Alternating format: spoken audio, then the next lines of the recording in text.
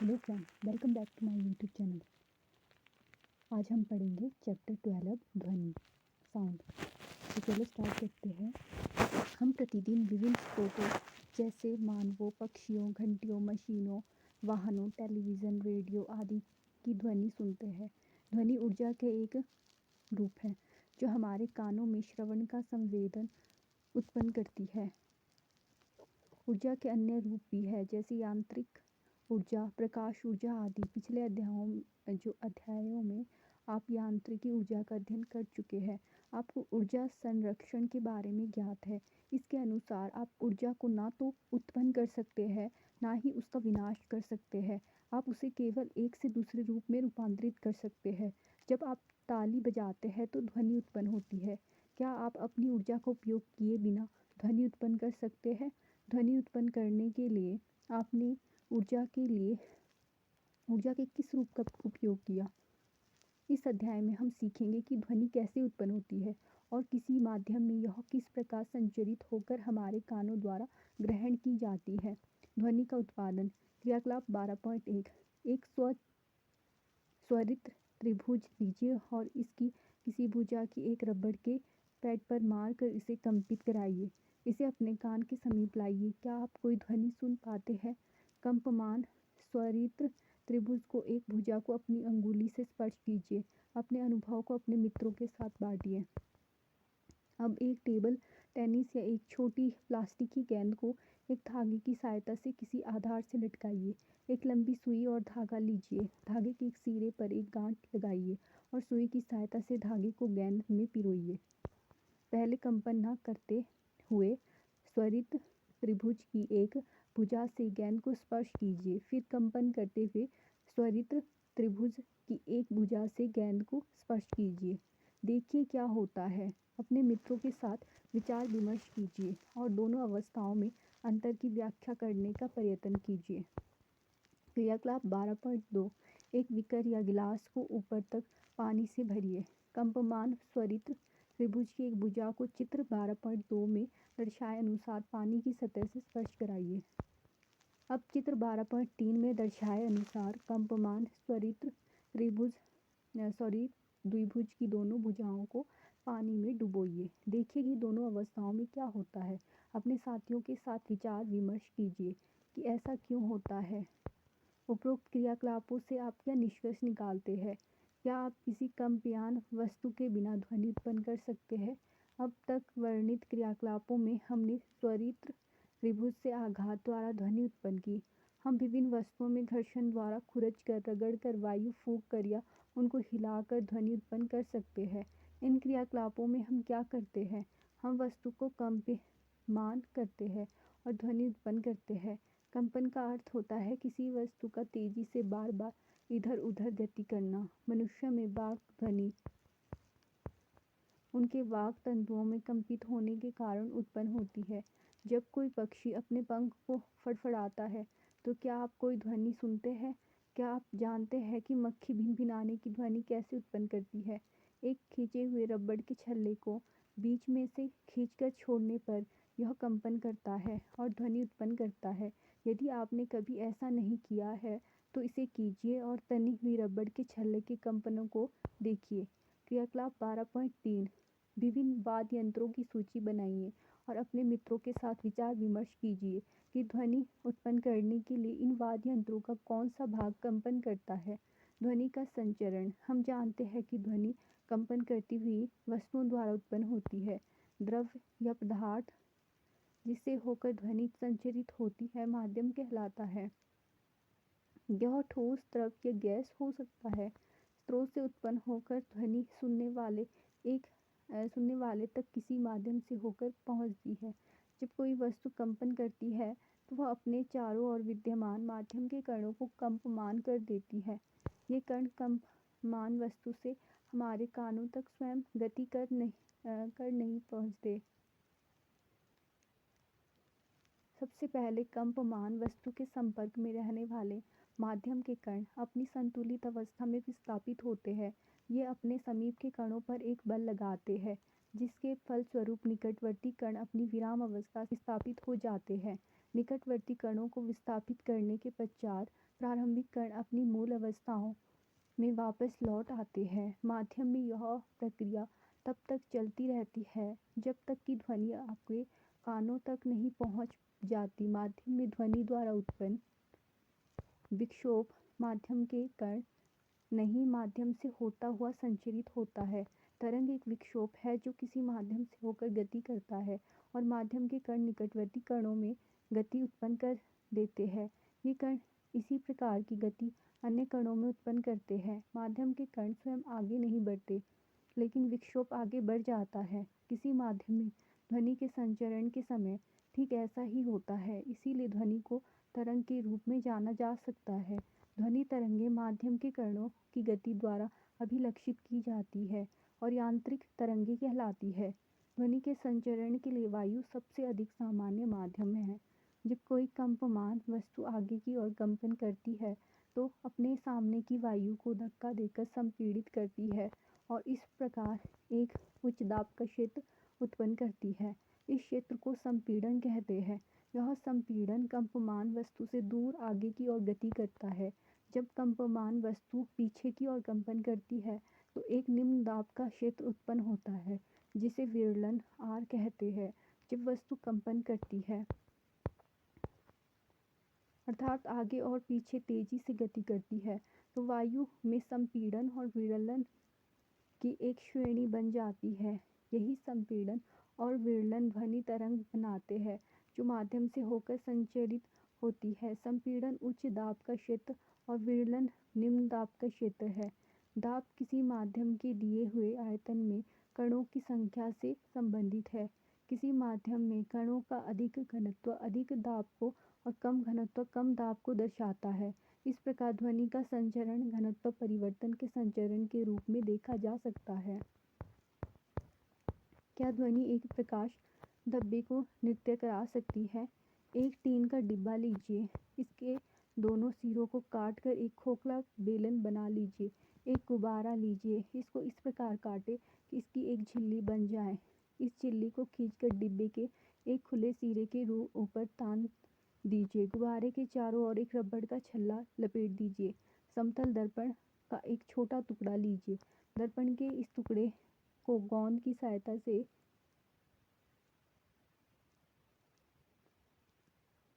गुब्बारे से इस प्रकार चिपकाइए कि उसकी चमकदार सतह ऊपर की ओर हो। एक छिर्री से आने वाले प्रकाश को दर्पण पर पड़ने दीजिए। परावर्तन के पश्चात प्रकाश का धब्बा दीवार पर पहुंचता है, जैसा कि चित्र 12.4 में दर्शाया गया है।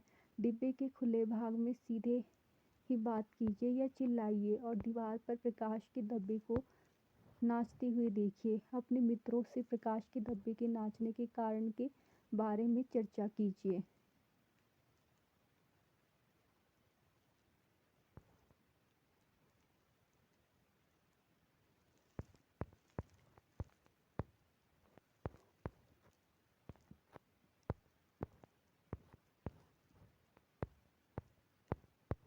ध्वनि संचरण के लिए माध्यम की आवश्यकता होती है। ध्वनि एक यांत्रिक तरंग है। इसके संचरण के लिए किसी माध्यम जैसे वायु, जल, स्टील आदि की आवश्यकता होती है। यह निर्वात में होकर नहीं चल सकती है। इसे निम्न प्रयोग द्वारा प्रदर्शित किया जा सकता है। प्रयोग: एक विद्युत घंटी और एक कांच का वायुरुद्ध बेलजार लीजिए। विद्युत घंटी को बेलजार में लटकाइए। बेलजार को कुछ समय पश्चात जब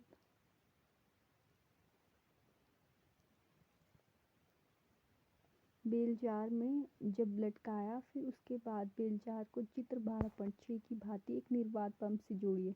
घंटी के स्विच को दबाने पर आप उसकी ध्वनि को सुन सकते हैं। अब निर्वात पंप को चलाइए। जब बेलजार की वायु धीरे धीरे बाहर निकलती है, घंटी की ध्वनि धीमी हो जाती है, यद्यपि उसमें पहले जैसी ही विद्युत धारा प्रवाहित हो रही है। कुछ समय पश्चात जब बेलजार में बहुत कम वायु रह जाती है, तब आपको बहुत धीमी ध्वनि सुनाई देती है। यदि बेलजार की समस्त वायु निकाल दी जाए तो क्या होगा? क्या तब भी आप घंटी की ध्वनि सुन पाएंगे?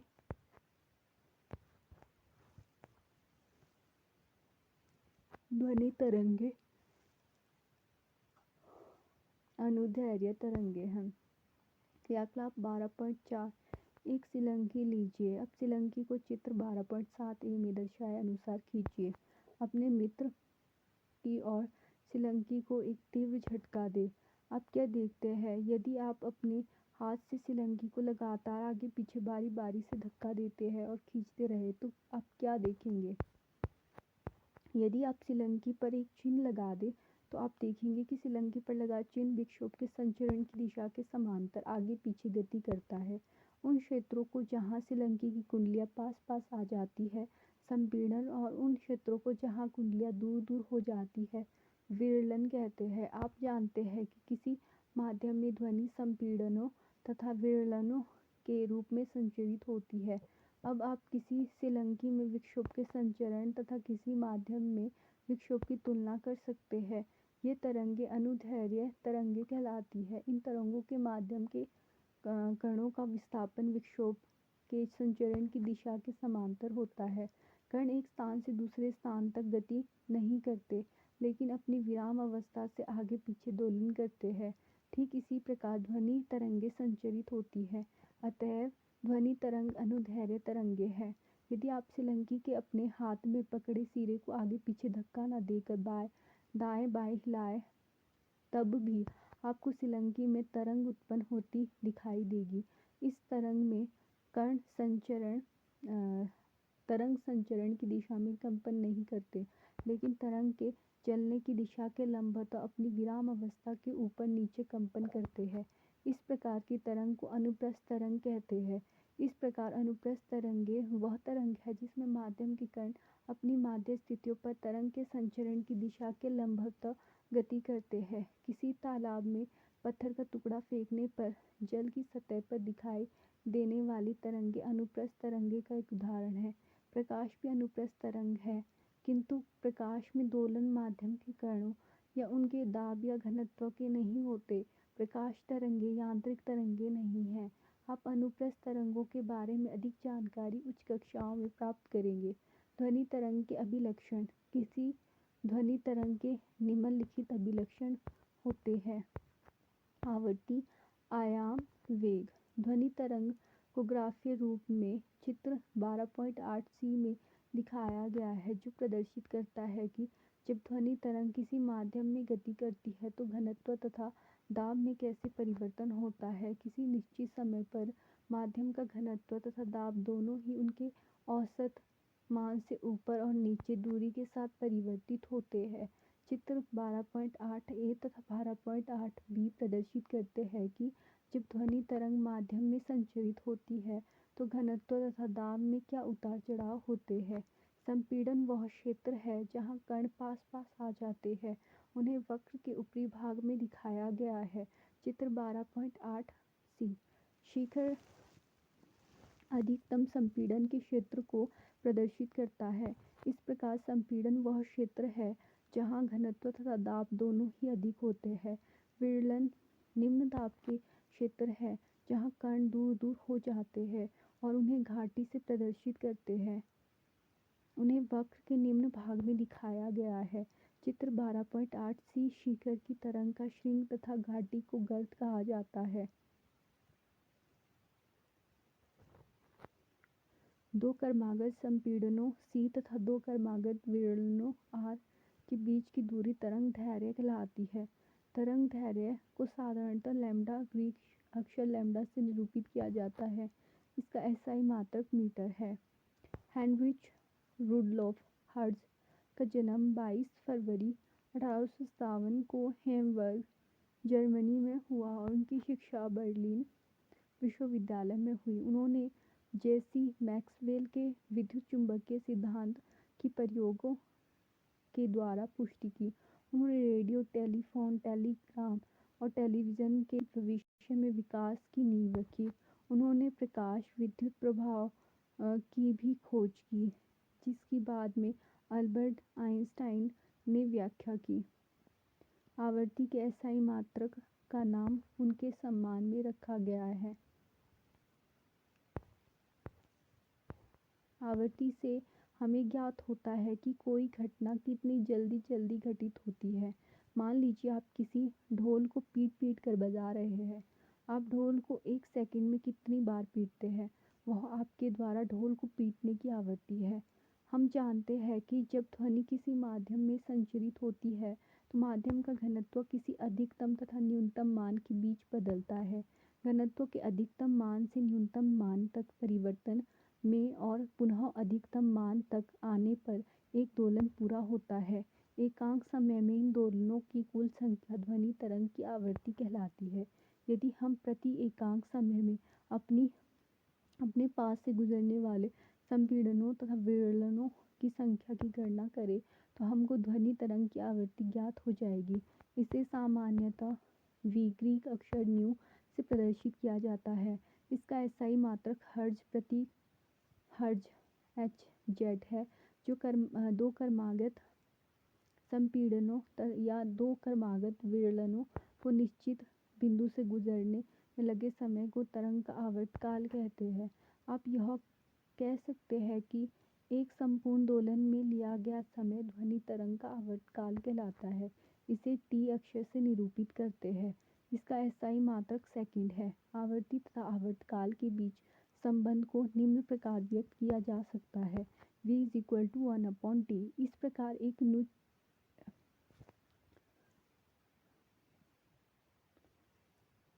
उच्च तारत्व की ध्वनि से हमें ज्ञात होता है कि किसी बिंदु से एकांक समय में संपीड़न तथा विरलन की अधिक संख्या गुजरती है। किसी आर्केस्ट्रा वाद्य वृंद में वायलिन तथा बांसुरी एक ही समय बजाई जा सकती है। दोनों ध्वनियाँ एक ही माध्यम में चलती है और हमारे कानों तक एक ही समय तक पहुँचती है। दोनों ही स्रोतों की ध्वनियाँ एक ही चाल से चलती है, लेकिन दो ध्वनियाँ हम ग्रहण करते हैं ये भिन्न भिन्न है। ऐसा ध्वनि से जुड़े विभिन्न अभिलक्षणों के कारण और तारत्व इनमें से एक अभिलक्षण है। किसी उत्सर्जित ध्वनि की आवृत्ति को मस्तिष्क किस प्रकार अनुभव करता है उसे तारत्व कहते हैं। किसी स्रोत का कंपन जितनी शीघ्रता से होता है आवृत्ति उतनी ही अधिक होती है और उसका तारत्व भी अधिक होता है। इसी प्रकार जिस ध्वनि का तारत्व कम होता है उसकी आवृत्ति भी कम होती है, जैसा कि चित्र 12.9 में दर्शाया गया है। विभिन्न आकार तथा आकृति की वस्तुएं विभिन्न आवृत्तियों के साथ कंपन करती है और विभिन्न तारत्व की ध्वनियों उत्पन्न करती है। किसी माध्यम में मूल स्थिति के दोनों और अधिकतम विक्षोभ को तरंग का आयाम कहते हैं।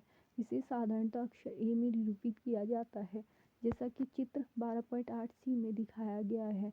ध्वनि के लिए उसका मात्रक दाब या घनत्व का मात्रक होगा। ध्वनि की प्रबलता तथा मृदुता मूलतः उसके आयाम से ज्ञात की जाती है। यदि हम किसी मेज पर धीरे से चोट मारें तो हमें एक मृदु ध्वनि सुनाई देगी, क्योंकि हम कम ऊर्जा की ध्वनि तरंग उत्पन्न करते हैं। यदि हम मेज पर जोर से चोट मारें तो हमें प्रबल ध्वनि सुनाई देगी। क्या आप इसका कारण बता सकते हैं? उत्पादक स्रोत से निकलने के पश्चात ध्वनि तरंग फैल जाती है। स्रोत से दूर जाने पर इसका आयाम तथा प्रबलता दोनों ही कम होते जाते हैं। प्रबल ध्वनि अधिक दूरी तक चल सकती है क्योंकि यह अधिक ऊर्जा से संबद्ध है। चित्र 12.10 में समान आवृत्ति की प्रबल तथा मृदु ध्वनि की तरंग आकृतियाँ प्रदर्शित की गई है। ध्वनि की यह गुणता वह अभिलक्षण है जो हमें तारत्व तथा प्रबलता की दो ध्वनियों में अंतर करने में सहायता करता है। एकल आवृत्ति की ध्वनि को टोन कहते हैं। अनेक आवृत्तियों के मिश्रण से उत्पन्न ध्वनि को स्वर नोट कहते हैं और यह सुनने में सुखद होती है। शोर नॉइस कर्णप्रिय नहीं होता है, जबकि संगीत सुनने में सुखद होता है। तरंग के किसी बिंदु जैसे एक संपीड़न या एक विरलन द्वारा एकांक समय में तय की गई दूरी तरंग वेग कहलाती है। हम कहते हैं वेग दूरी बटा समय, तो दूरी लैम्डा बटा टी, लैम्डा गुणा 1/t।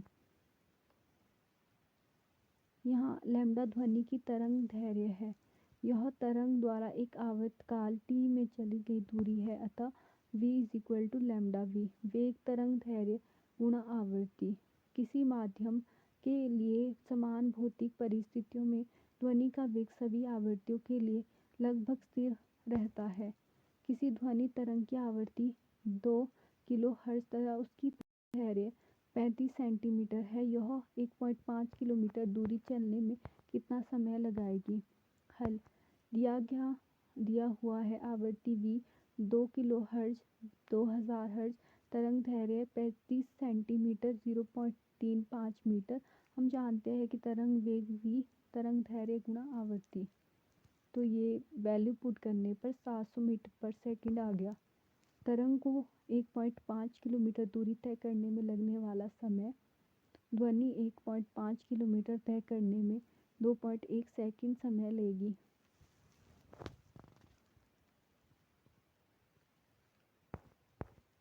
किसी एकांक क्षेत्रफल से 1 सेकंड में गुजरने वाली ध्वनि ऊर्जा को ध्वनि की तीव्रता कहते हैं।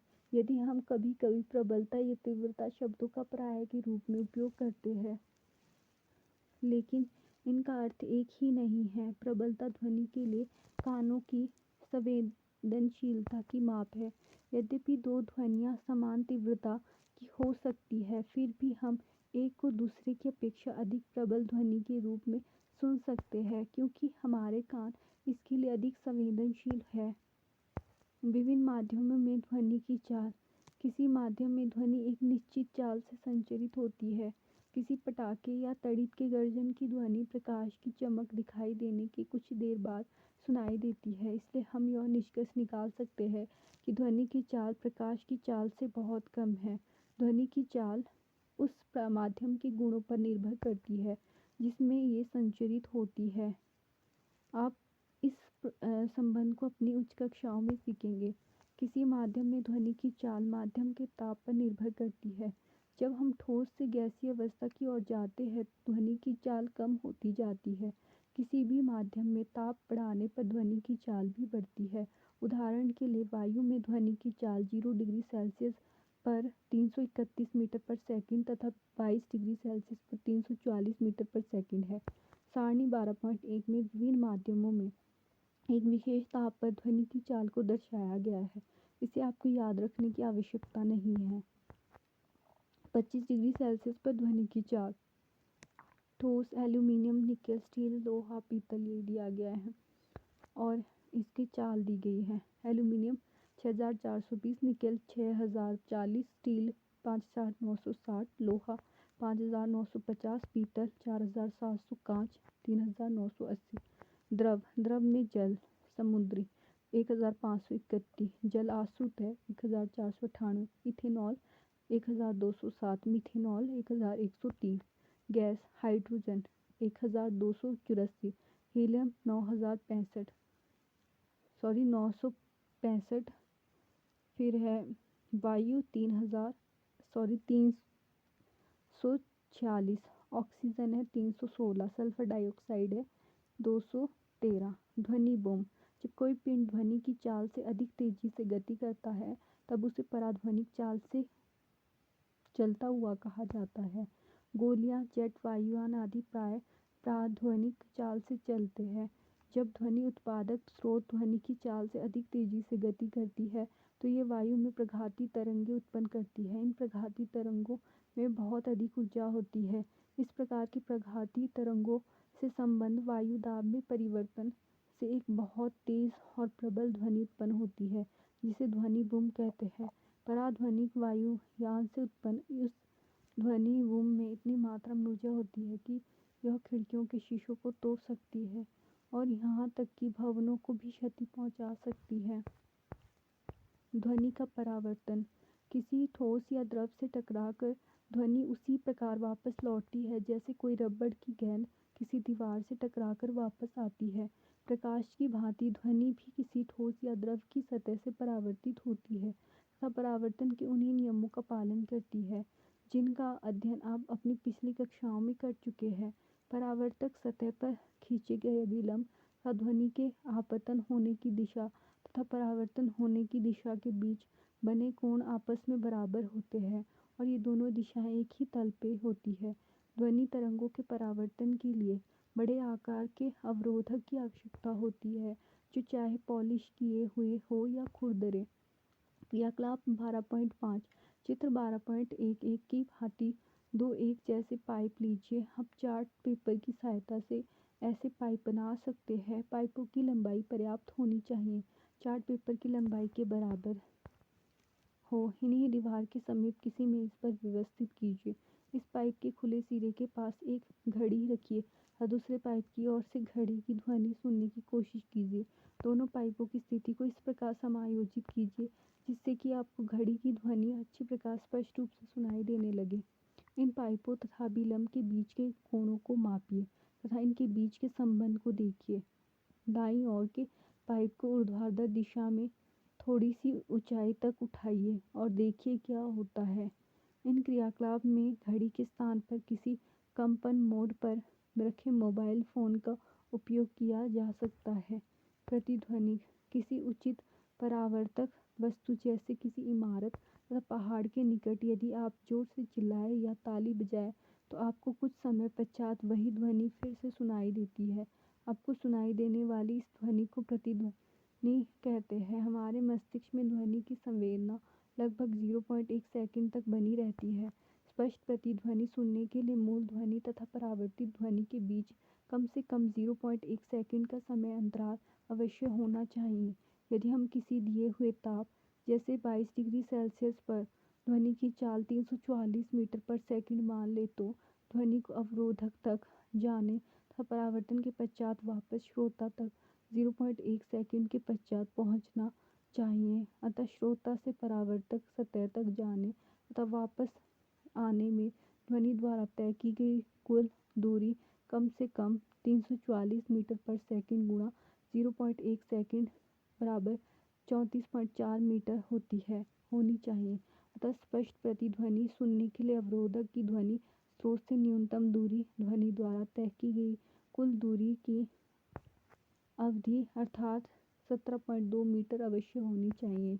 यह दूरी वायु के ताप के साथ बदल जाती है क्योंकि ताप के साथ ध्वनि के वेग में भी परिवर्तन हो जाता है।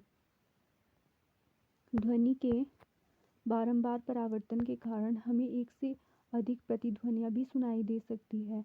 बालों के गड़गड़ाहट की ध्वनि कई परावर्तक पृष्ठों जैसे बादलों तथा भूमि के बारंबार परावर्तन के फलस्वरूप उत्पन्न होती है। अनुरणन किसी बड़े हॉल में उत्पन्न होने वाली ध्वनि दीवारों से बारंबार परावर्तन के कारण काफ़ी समय तक बनी रहती है जब तक कि यह इतनी कम ना हो जाए या सुनाई ही ना पड़े। यह बारंबार परावर्तन जिसके कारण ध्वनि निर्बाध होता है अनुरणन कहलाता है। किसी सभा भवन या बड़े हॉल में अत्यधिक अनुरणन अत्यंत अवांछनीय है। अनुरणन को कम करने के लिए सभा भवन की छतों तथा दीवारों पर ध्वनि अवशोषक पदार्थों जैसे संपीड़ित फाइबर बोर्ड, खुरदरे प्लास्टर अर्थात पर्दे लगे होते हैं। सीटों के पदार्थों का चुनाव इसके ध्वनि अवशोषक गुणों के आधार पर भी किया जाता है। 12.2 एक मनुष्य किसी खड़ी चट्टान के पास ताली बजाता है और उसकी प्रतिध्वनि 2 सेकंड के पश्चात सुनाई देती है। यदि ध्वनि की चाल 346 मीटर पर सेकंड ली जाए तो चट्टान तथा मनुष्य के बीच की दूरी कितनी होगी? हल ध्वनि की चाल भी 346 मीटर पर सेकंड। प्रतिध्वनि सुनने में लिया गया समय 2 सेकंड। ध्वनि द्वारा चली गई दूरी v गुणा t 346 मीटर पर सेकंड गुणा 2 सेकंड 692 मीटर। 2 सेकंड में ध्वनि ने चट्टान तथा मनुष्य के बीच की दोगुनी दूरी तय की। अतः चट्टान तथा मनुष्य के बीच की दूरी 692 मीटर पर 2 मतलब बटे में 2 आएगा। 692 बटा 2 किया तो 342 मीटर आ गया।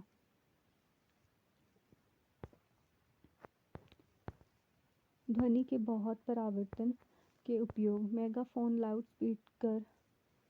लाउडस्पीकर, हॉर्न, तूर्य तथा शहनाई जैसे वाद्य यंत्र सभी इस प्रकार बनाए जाते हैं कि ध्वनि सभी दिशाओं में फैले बिना केवल एक विशेष दिशा में ही जाती है, जैसा कि चित्र 12.12 में दर्शाया गया है। इन यंत्रों में एक नली का आगे का खुला भाग शंक्वाकार होता है। यह स्रोत से उत्पन्न होने वाली ध्वनि तरंगों को बार बार परावर्तित करके श्रोताओं की ओर आगे की दिशा में भेज देता है। स्टेथोस्कोप एक चिकित्सा यंत्र है जो शरीर के अंदर मुख्यतः हृदय तथा फेफड़ों में उत्पन्न होने वाली ध्वनि को सुनने के काम आता है। स्टेथोस्कोप में रोगी के हृदय की धड़कन की ध्वनि बार बार परावर्तन के कारण डॉक्टर के कानों तक पहुंचती है। 3. कंसर्ट हॉल, सम्मेलन कक्षों तथा सिनेमा हॉल की छतें वर्गाकार बनाई जाती है जिससे कि परावर्तन के पश्चात ध्वनि हॉल के सभी भागों में पहुंच जाए, जैसा कि चित्र 12.14 में दर्शाया गया है। कभी कभी वक्राकार ध्वनि पटों के मंच के पीछे रख दिया जाता है जिससे कि ध्वनि पट से परावर्तन के पश्चात समान रूप से पूरे हॉल में फैल जाए। श्रव्यता का परिसर, हम सभी आवृत्ति की ध्वनियों को नहीं सुन सकते। मनुष्य की श्रव्यता का परिसर लगभग 20 हर्ट्ज से 20,000 हर्ट्ज तक होता है। 5 वर्ष से कम आयु के बच्चे तथा कुछ जंतु जैसे कुत्ते 25 किलोहर्ट्ज तक की ध्वनि सुन सकते हैं। ज्यों-ज्यों व्यक्तियों की आयु बढ़ती जाती है, उनके कान उच्च आवृत्तियों के लिए कम सुग्राही होते जाते हैं।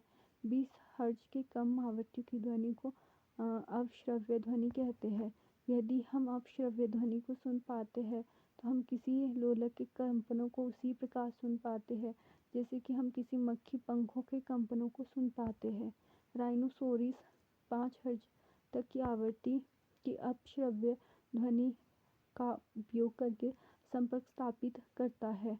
हैल तथा हाथी अवश्रव्य ध्वनि परिसर की ध्वनियाँ उत्पन्न करते हैं। यह देखा गया है कि कुछ जंतु भूकंप से पहले परेशान हो जाते हैं। भूकंप मुख्य प्रघाती तरंगों से पहले निम्न आवृत्ति की अवश्रव्य ध्वनि उत्पन्न करते हैं जो संभवतः जंतुओं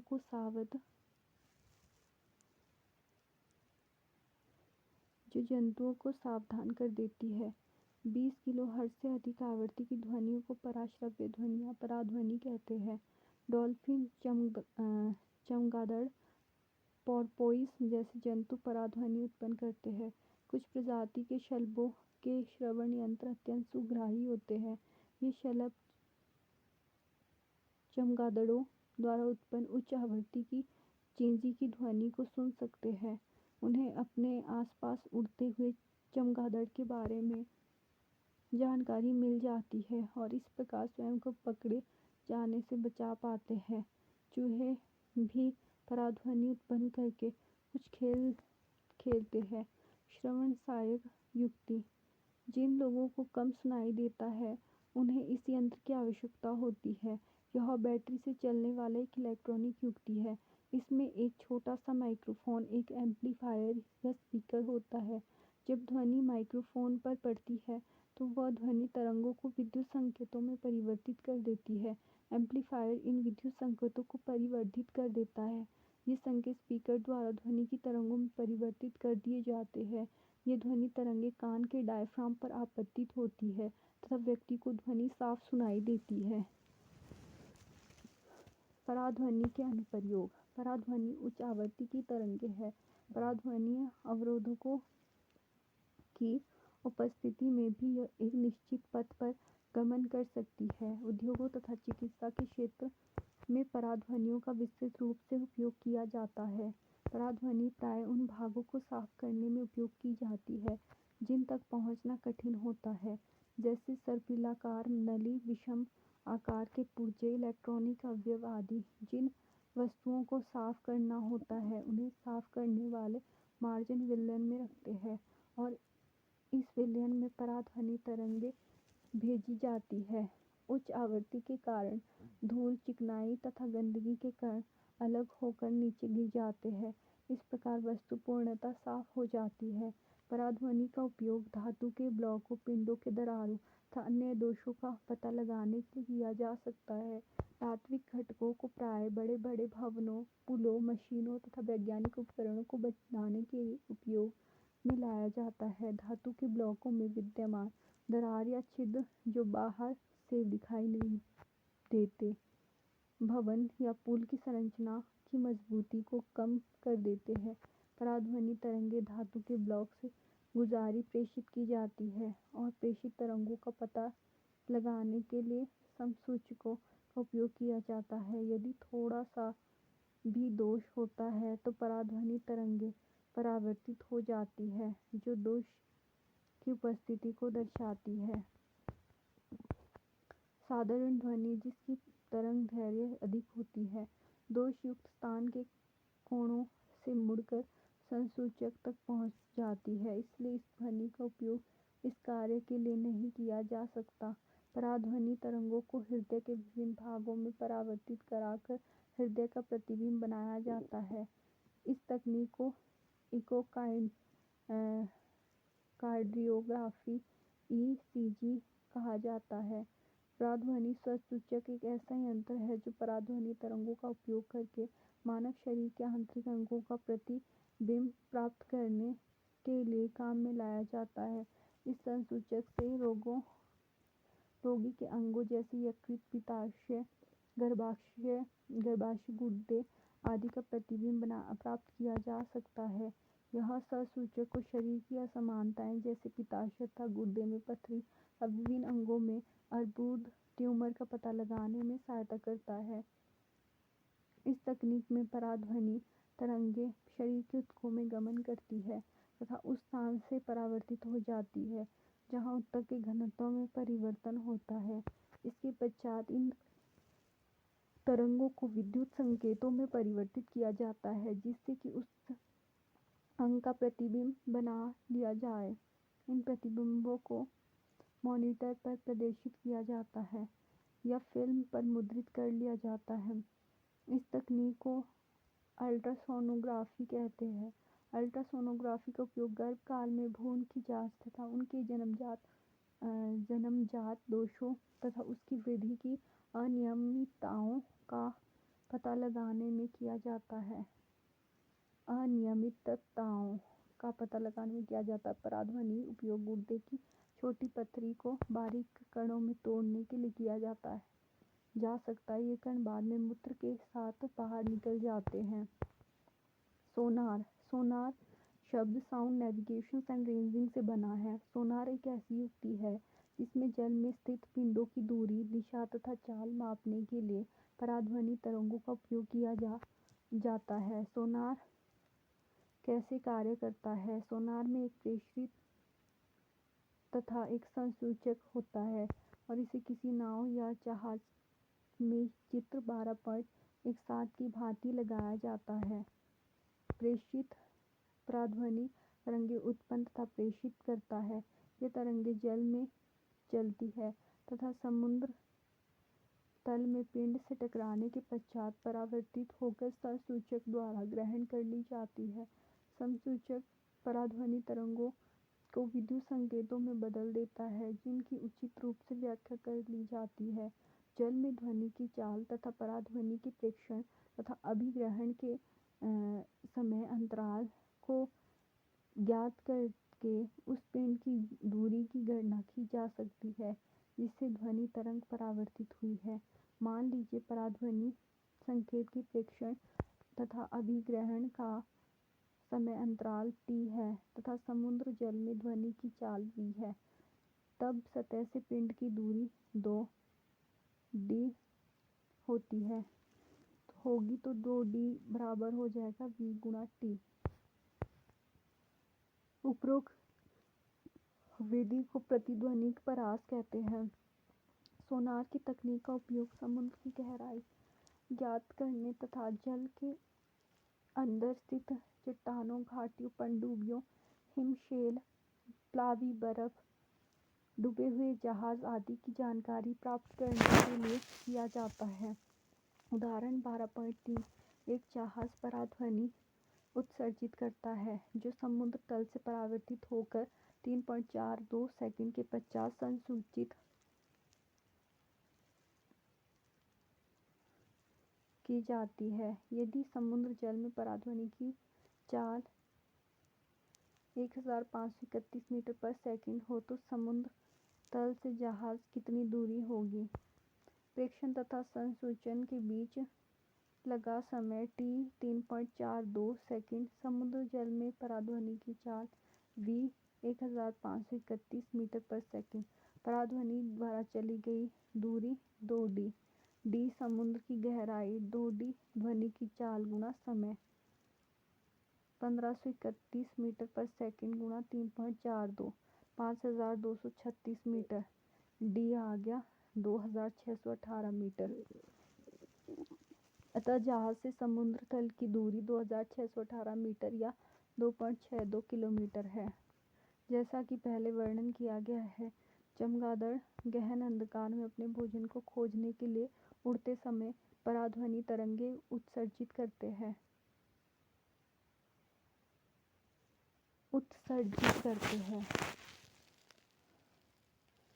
तथा परावर्तन के पश्चात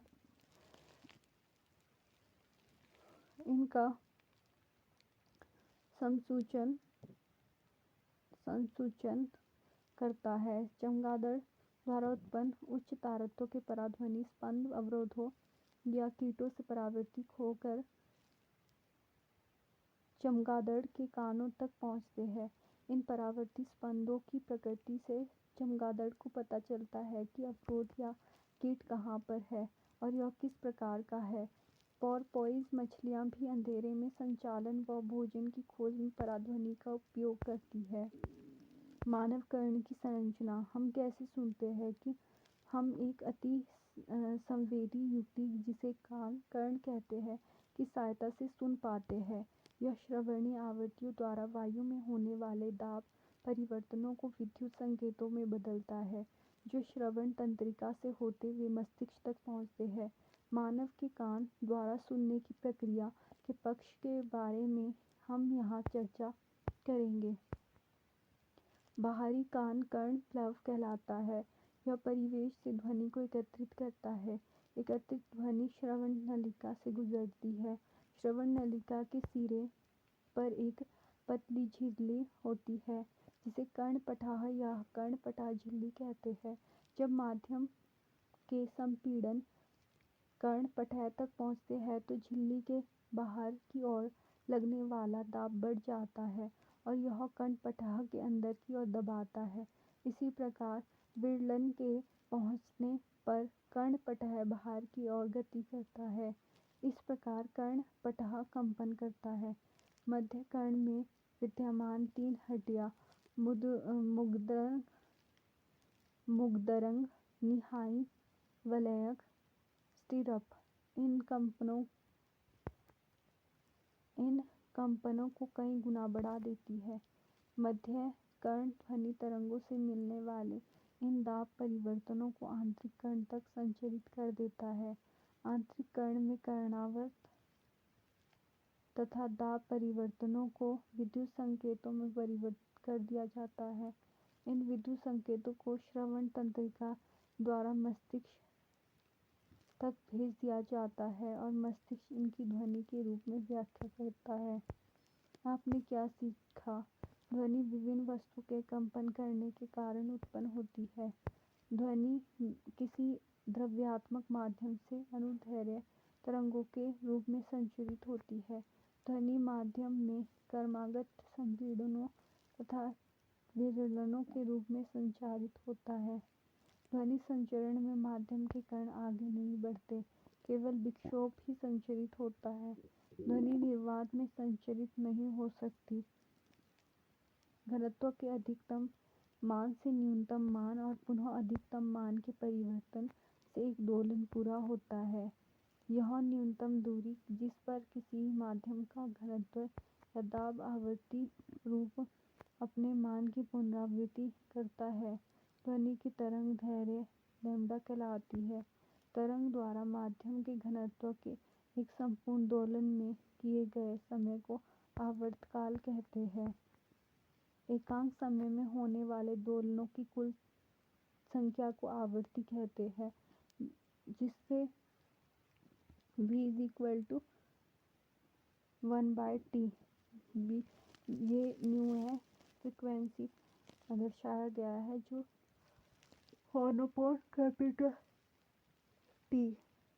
1/T के बराबर होता है। ध्वनि का वेग v, आवृत्ति v और तरंग दैर्ध्य लैम्ब्डा में संबंध v = λv। ध्वनि की चाल मुख्यतः संचरित होने वाले माध्यम की प्रकृति तथा ताप पर निर्भर होती है। ध्वनि के परावर्तन के नियम के अनुसार ध्वनि के आपतन होने की दिशा तथा परावर्तन होने की दिशा परावर्तक सतह पर खींचे गए अभिलंब से समान कोण बनाते हैं और ये दोनों एक ही तल में होते हैं। स्पष्ट प्रतिध्वनि सुनने के लिए मूल ध्वनि तथा परावर्तित ध्वनि के बीच कम से कम 0.1 सेकंड का समय अंतराल अवश्य होना चाहिए। किसी सभाघर में ध्वनि निर्बाध बारंबार परिवर्तनों के कारण होता है, इसे अनुरणन कहते हैं। ध्वनि के अभिलक्षण जैसे तारतम्य, प्रबलता, गुणता संगत तरंगों के गुणों द्वारा निर्धारित होता है। प्रबलता ध्वनि की तीव्रता के लिए कानों की शारीरिक अनुक्रिया है। किसी एकांक क्षेत्रफल से 1 सेकंड में गुजरने वाली ध्वनि ऊर्जा को ध्वनि की तीव्रता कहते हैं। मानवों में ध्वनि की श्रव्यता की आवृत्तियों का औसत परास 20 हर्ट्ज से 20 किलोहर्ट्ज है। श्रव्यता के परास के कम आवृत्तियों को ध्वनि को अपश्रव्य ध्वनि तथा श्रव्यता के परास में अधिक आवृत्ति की ध्वनि को पराध्वनि कहते हैं। पराध्वनि के चिकित्सा तथा प्रौद्योगिक क्षेत्रों में अनेक उपयोग हैं। सोनार की तकनीक का उपयोग समुद्र की गहराई ज्ञात करने तथा जल के नीचे छिपी चट्टानों, घाटियों, पनडुब्बियों, हिमशैल, डूबे हुए जहाज आदि का पता लगाने के लिए किया जाता है। Thank you for watching. अगर मेरे द्वारा दी गई इन्फॉर्मेशन आपको महत्वपूर्ण लगती है तो मेरे चैनल को लाइक, शेयर और सब्सक्राइब कर लें।